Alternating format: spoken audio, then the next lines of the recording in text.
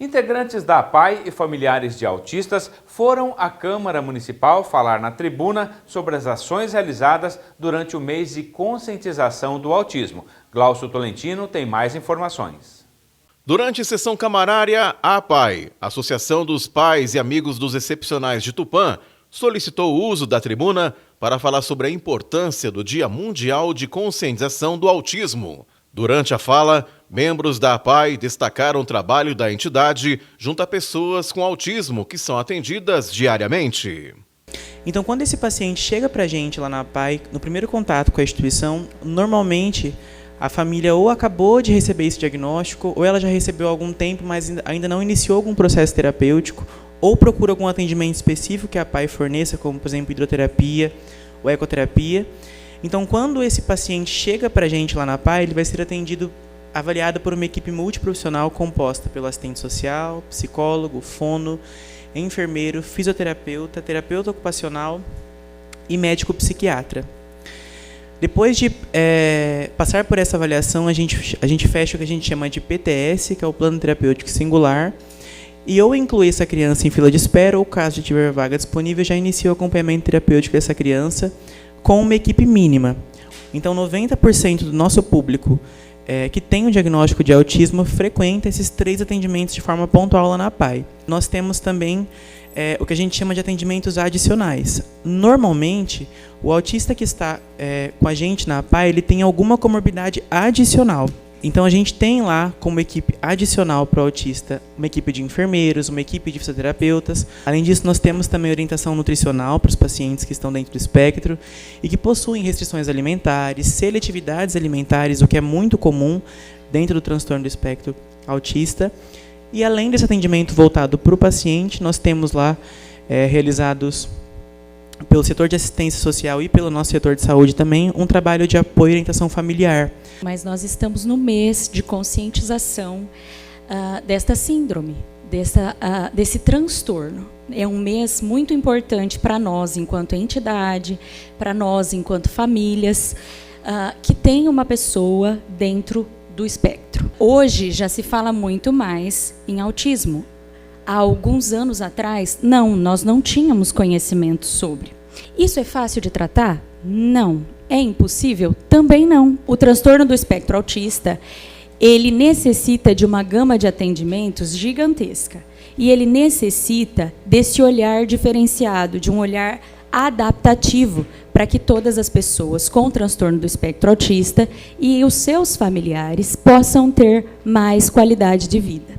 Então, hoje nós viemos aqui, neste mês de conscientização, explanar para vocês um pouquinho sobre o que é o transtorno do espectro autista, para que quando vocês estiverem recebendo alguém solicitando algo sobre este transtorno, solicitando algum direito, alguma política que esteja relacionada a esse transtorno, vocês possam entender um pouquinho mais sobre a complexidade e os porquês desses pedidos. Eu sou mãe do João Miguel.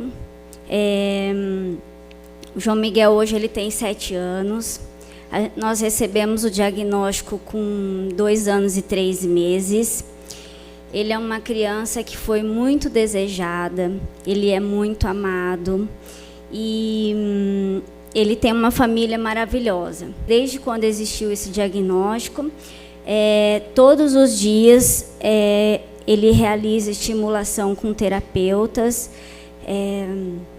Inclusive, na APAE, ele teve um caminho, ele passou pela salinha de estimulação precoce, né? Hoje em dia, ele realiza a ecoterapia, e desde essa época ele já realizava.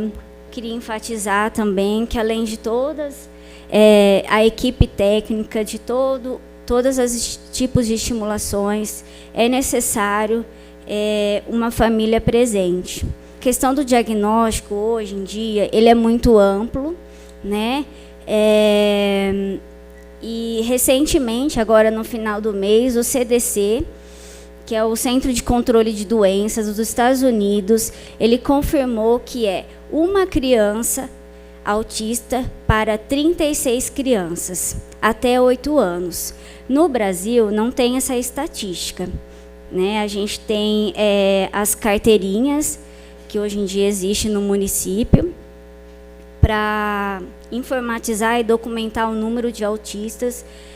Ainda existe resistência de famílias em fazer essa carteirinha, mas a gente sempre está estimulando em grupos, né? Eu participo de grupo de mães e a gente sempre está trocando experiência, isso é muito importante. Além de tudo que a gente faz, a gente precisa que os direitos sejam garantidos, que vocês se doem por essa causa.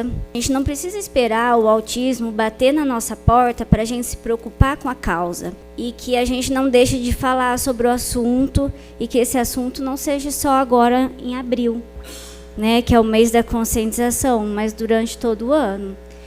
Porque os autistas não podem ser lembrados somente em abril, mas sim durante toda a sua vida.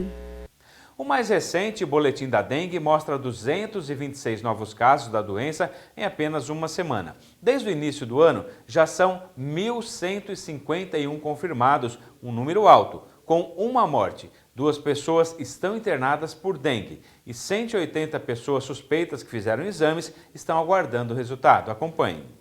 O mais recente boletim sobre a dengue emitido pela Secretaria Municipal de Saúde informa que na semana de 3 a 10 de abril, foram confirmados 226 novos casos de dengue em Tupã, elevando para 1.151 o número de pessoas que já contraíram a doença no município. Os números podem ser maiores. 180 pessoas que fizeram exames na última semana aguardam o resultado. 2 pessoas estão internadas pela doença e uma morte foi confirmada por dengue em Tupã. Dos casos registrados desde o início do ano, 584, ou seja, mais de 50% são de moradores da Zona Leste, a região com mais casos. Os 3 distritos juntos somam apenas 36 casos positivos, sendo, portanto, áreas de menor incidência da doença.